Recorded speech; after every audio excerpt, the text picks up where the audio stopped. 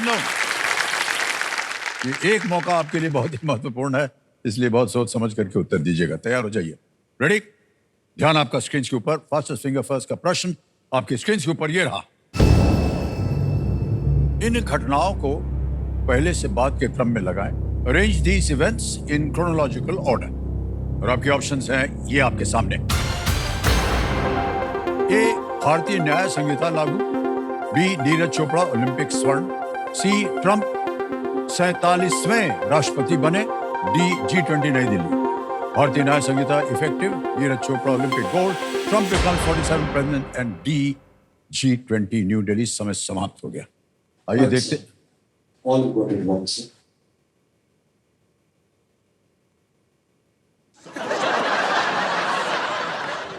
भाई साहब कोई भी सही नहीं था।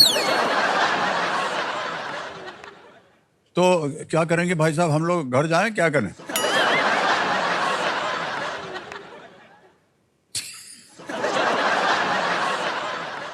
एक और आएगा भाई साहब। डोंट बी अपसेट यार। नहीं, अगर आप अपसेट हो भी जाएंगे तो क्या कर लेंगे। Okay, ready to go. आपका ध्यान कंप्यूटर स्क्रीन के ऊपर। रेडी? फास्टेस्ट फिंगर फर्स्ट का प्रश्न आपके स्क्रीन के ऊपर ये रहा। इन पर्यटक स्थलों को उत्तर से दक्षिण के क्रम में लगाएं। Arrange these tourist sites from the north to the south. और आपके ऑप्शंस हैं ये आपके सामने। A, Hagia Sophia. B, Big Ben. C, India Gate. D, Great Barrier reef.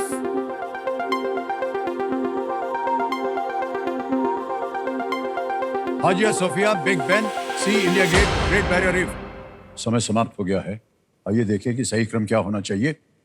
सबसे पहले आता है बी, बिग बेन लंदन। फिर आता है ए, हागिया या हाजिया सोफिया इन इस्तांबुल। फिर आता है सी, इंडिया गेट नई दिल्ली में। और अंत में है D, Great Barrier reef Australia में। ये है सही। बी, ए, सी, डी में जिन जिन लोगों ने सही उत्तर दिया देखें। 3 ने सही जवाब दिया और सबसे कम समय के साथ श्रेयस दागा।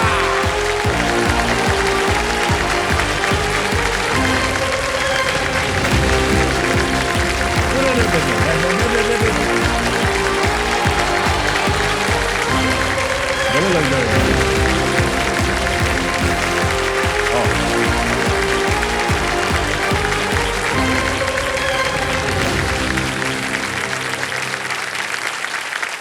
श्रेयन जी, आपको बहुत बहुत बधाई।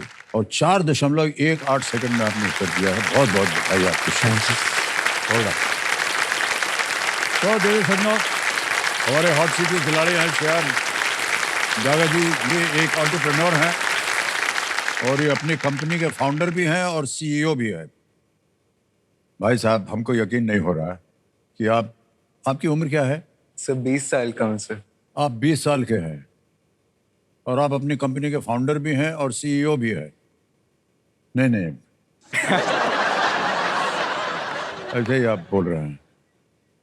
ये सत्य है? या 5 साल से कंपनी चला रहा हूँ सर। 15 की यानी 15 साल की उम्र से? Yes sir. ये भगवान।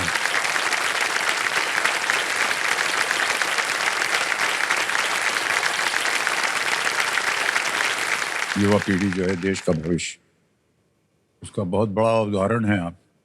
ये बताइए भाई साहब कि ये कौन सी कंपनी है जिसको आपने 15 साल की उम्र में शुरू किया था और आज उसके CEO बन गए हैं?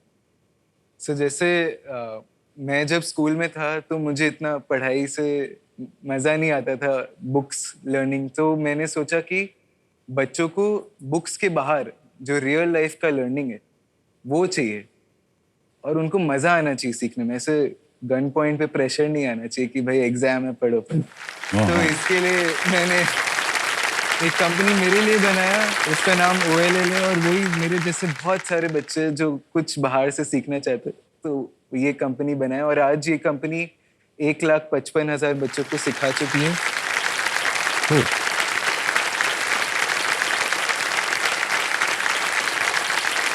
138 स्कूल्स के साथ काम कर रहे हैं और बॉम्बे में अकेले 75 स्कूल्स में काम कर रहे हैं इससे।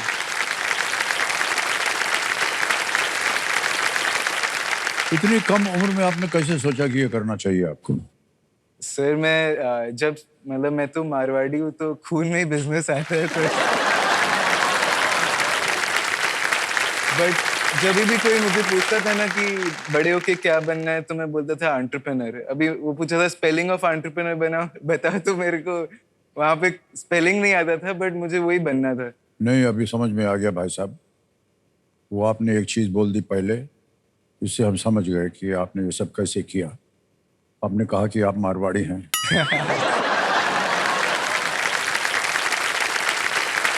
व्यवसाय में उत्तम। तो जब आपने इतना बड़ा व्यवसाय जो है उसका उद्घाटन किया है, अब सीईओ भी बन गए हैं, तो यहाँ आने का मतलब?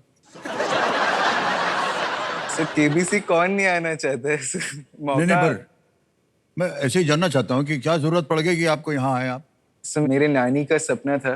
वो आई हुई हैं? हाँ। अरे सर, प्रणाम करता हूँ आपको। और शायद आपकी माता जी भी आई हैं। यस। बैठ जाइए, बैठ जाइए, बैठ जाइए। आप दोनों का बहुत बहुत स्वागत है हमारे कार्यक्रम में। खाली मत जाए इनके लिए। तो उन्होंने कहा कि आपको आना चाहिए। नहीं, उनका सपना था कि मैं पढूं और सर मैं बोला कि सिर्फ अमिताभ बच्चन जी ही पढ़ा सकते हैं मुझे केबीसी के लिए। एकदम गलत आदमी चुना है आपने, बता दूं आपको। शिक्षा के बारे में हमको कुछ नहीं मालूम है, और जो कुछ हमको मिलता है वो इनसे मिलता है। ये श्रीमान जी जो है कंप्यूटर जी। सर आप अभी तक लर्न कर रहे हो वो सबसे बड़ा चीज है, क्योंकि ऐसे हमारी लर्निंग ज्यादा लोग नहीं हो सकते। तो कितना भी आपकी उम्र कितनी भी हो जाए और कितना भी ज्ञान प्राप्त हो जाए, हमेशा कुछ ना कुछ ज्ञान रहता है बचा हुआ, जिसको सीखने का मन करता है। एब्सोल्युटली। और धीरे धीरे सर वो करते रहते हैं हम लोग, और यहाँ आकर के बहुत सारा ज्ञान मिलता है। इससे ही नहीं, आप जैसे लोगों से और जितने भी कंटेस्टेंट्स आते हैं उनसे हमें ज्ञान मिलता है।